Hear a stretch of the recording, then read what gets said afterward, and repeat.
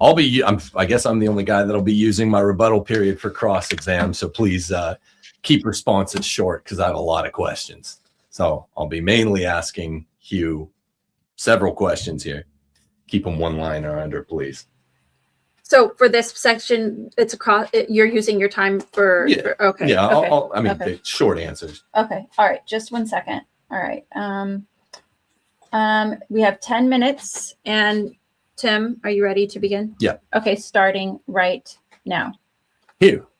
Okay, my man. I just heard a scorching repudiation of the natural law tradition within Roman Catholicism that we would worship the sun without the book of nature. That's remarkable. Let's jump to what the church actually teaches. 1909, the PBC.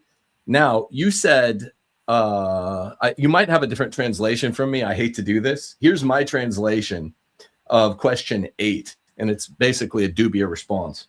It says, in the designation and distinction of the 6 days mentioned in the first chapter of Genesis, may the word yom be taken either in the literal sense for the natural day or in an applied sense for a certain space of time, and may it be subject to free discussion in the affirmative.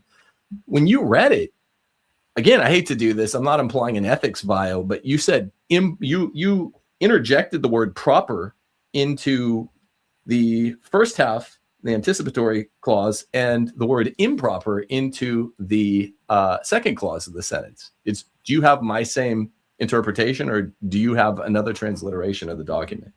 I don't know. I used Denzinger originally, but I'd have to look it up. I don't have it in front of me, but I certainly tried to follow what was in the version that I had.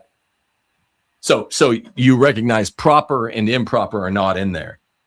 Because you also, just now, you repeated, you said allegedly, as if you didn't believe that the translation up on Vatican.va is, may the word yom be taken either in the literal sense for the natural day, with no preference, though you said that it said proper, or in an applied sense for a certain space of time. And it confirmed these. It gave no privilege. The church has never given any privilege to either of these. Like, do you acknowledge that? The privilege derives from the fact that we have to interpret with the church and the fathers leading the way. That's why it's privileged. All right. From your point of view. Okay. So the privilege was all subjective, not objective. Thank you.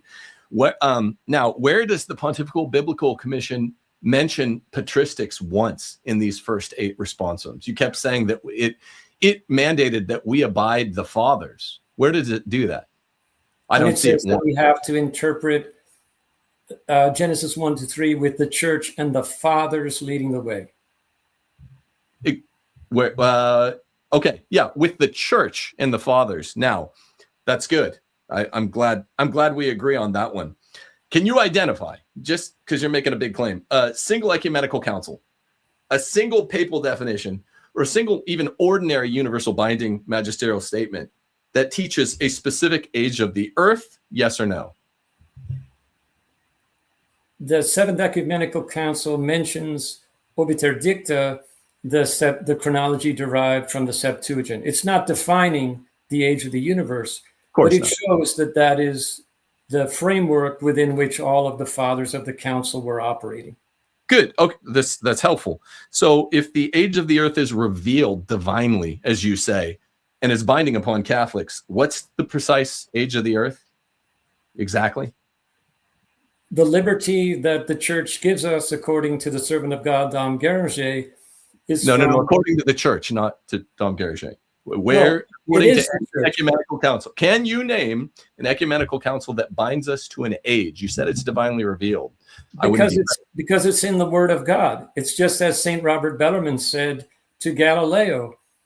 Does the church bind us to an interpretation or a transliteration which calls upon a certain number, which calls us to a certain number? Yes or no? Much less than 10,000 years, because you can't get anything else from the sacred text of Genesis. So it's a range. Okay, so you're saying that there's a divinely revealed. If it's an approximate age, then since when does divine revelation reveal approximations? Can you name one other instance in Scripture where there's a public revelation of a range, like 3 or 4 persons in the Trinity, or like Jesus has 2 to 6 natures? Sure. Something like that. Sure. So up until 1854, you were free to hold that the Blessed Virgin Mary was conceived immaculate, or that she wasn't. That's not what I mean. I'm talking about but it speaks to your question. All right, yeah. So here, sorry, I'm gonna call the time back here because I have to control my time. When we're talking about enumerating something in the Bible, it's all the number of cubits being used to make things in the Old Testament. We don't have ranges. We have absolute numbers. That's not true, actually. Well, this isn't a debate where we get to go back and forth. This is my time. How about an irreformable doctrine, any place ever promulgated by the church, where the church left open explicitly, but invited Catholics to debate something that was heretical or contrary to the faith? Is there any other instance you can mention? Because that's essentially your claim about old earth. But that's not my claim. I'm admitting that the church allows that it could either be an instant or 6 days. That's what we have in the Fathers. I'm not saying that everybody has to hold to the 6-day view. Okay. You said something like St. Augustine had an errant view of an errant transliteration of the Greek koine as simul. Well, this is in the Vulgate. This is Pope St. Damasus I, who tasked Jerome to translate the Bible. And this is the definitive Bible for us, as you know. So Jerome, Damasus, the Clementine Vulgate also uses simul. It does not use together. The term for together uses the temporal chronological term. The Nova Vulgata uses the term simul. So you seem to be insinuating without saying that St. Augustine was wrong and that the other readers of the Vulgate would have read something. Is the Vulgate incorrect to have transliterated koine as simul? No, because simul has a semantic range. Any Latin scholar will tell us that simul can be understood in the temporal sense, or it can be understood in the sense of koine. Or together. I understand, but you implied strongly that it was pre-transliteration that Augustine had made the mistake, not that he had made some mistake in the interpretation of Jerome, or that he'd made, because the church is only taught, people need to remember, in one place what we're allowed to accept. And when it comes to the days of creation, it says very specifically, without privileging either, that Yom can be interpreted in either context. I would ask this. You said, are you implied, did the Council of Trent reject all non-Alexandrian chronologies? Because the Alexandrians were the ones who shared our view, and the non-Alexandrian ones are the ones who more or less shared your view. The Catechism of Trent, in its explanation of the third commandment, says that we're to keep the seventh day holy because God told us that he created everything in 6 days and consecrated the seventh day to himself at the foundation of the world. That's crystal clear. So which exact chronology enjoys the unanimous consent of the fathers? And let's say the teaching of the church, the Hebrew chronology or the Septuagint chronology? Because there are, you say that it's unanimous, and it's just not. There's a Hebrew chronology, the Septuagint chronology, Augustine's somewhat idiosyncratic chronology, Eusebius's chronology, the other Alexandrians who have a mildly differential chronology like Clements and Cyril's. Which of those chronologies is the one correct, divinely revealed one? Which one's the correct? The freedom that we have is exactly what Dom Guéranger said. So it's either 4,000 years from creation to the birth of Christ up to 5,500 years. But the critical point is, if the fathers unanimously taught a revealed age, then why are there multiple competing chronologies, particularly ones that are so widely disparate on important matters like the literality of simul or yom in Hebrew? Right, and it's very likely that in the final ecumenical council that will complete the work of Vatican I, that the church will finally settle the matter once and for all. But the key point I thought it was already divinely revealed. When you're talking about public revelation, you're talking about what the church has taught. And I mean, I'm sorry to say that there were some highly misleading statements you made about the one place where the church has definitively taught anything, which is the 1909 Pontifical Biblical Commission. St. Pius X.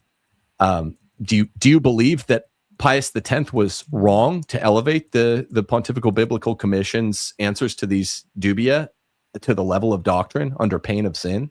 Because it Not cuts. at all. But he also directly told into us that he had to interpret the answers of the PBC in light of the dogmatic teaching in the Roman Catechism. So there's no contradiction whatsoever. It says it has to be interpreted in light of the church. And then it says that one of the possible interpretations is ages for Yom. Time. Yeah, 30 seconds to wrap up. one more question. Is there time for one more? No, it's just there's 30 right. seconds to wrap up. All That's it. That's it. Well, I would just say that, you're using terms like allegedly, proper and improper, and this is very characteristic of your point of view, which is critical of the non-literal interpretation of Genesis 1, 2, and 3. And those are superimposed. I was surprised how much they were superimposed. Okay.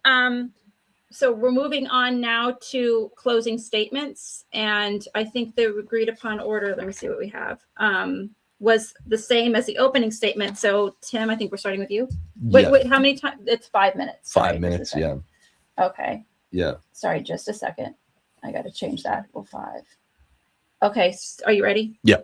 Starting now. So 3 main points that you should take away. The church has never defined a divinely revealed age, which is why you couldn't give me a number. Not at the main 4 dogmatic councils, Nicaea, Trent, Vatican I, Vatican II. Let's say the main 3, Nicaea, Trent, Vatican I. No pope is dogmatically defined. There's never been, of course, an ex cathedra definition. There's never been an ordinary universal binding magisterial act saying what the age is. There's been one ordinary universal magisterial act which says, I'm sorry to say, almost the exact opposite of the way that you were characterizing it. It said, look, you can have either of these 2 competing ideas. And it did not privilege one over the other. None of them define an age. So that's the first thing you need to take away if you're listening to this. And you've listened to probably a lot of Colby Center stuff because they've been very influential. And the second takeaway proposition is that the fathers do not, contrary to what Hugh Owen says, provide any single revealed chronology. There's a Hebrew chronology, a Septuagint chronology, an Augustinian chronology, Basil's chronology, Eusebius's, and then even difference among the Alexandrians, like Cyril and Clement. So most old Earth advocates haven't pressed Hugh on this point where I've looked at him. He'll say, the fathers unanimously taught young Earth. Young Earth is a range. That's why our position, by the way, is older than the oldest young Earth model. Okay, so which chronology is it? And there's no other place, as I asked him and he couldn't answer, there is 0 other places in salvation history, particularly after Constantine, when the church was really active, that the church calls us to an approximate numerical belief in regard to ages of things. It just doesn't do this. If we need to know an exact number, Holy Mother Church provides us with the exact number. That's what the common use of the language publicly revealed age of the earth means anyway. So that's the second one. There is no unanimity among the fathers. Generally speaking, yeah, I'd allow the characterization that they all basically, more or less, are what we would call young earth. But what is it? If it's publicly revealed, 5,000, 6,000, that's a big range. So there is no unanimity among the fathers. And there's only one place where the church has ever definitively taught pretty much the exact opposite of the way Hugh read it. Thirdly, the listener needs to take this point away. The church explicitly labored to leave chronology open.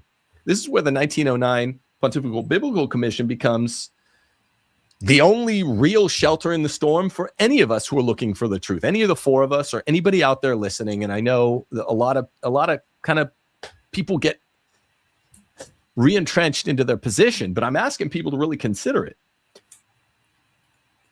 The church identified what Catholics must believe, and it did not include a specific chronology among those doctrines. Therefore, we are free to make this a matter of geology, not theology. It's just that simple.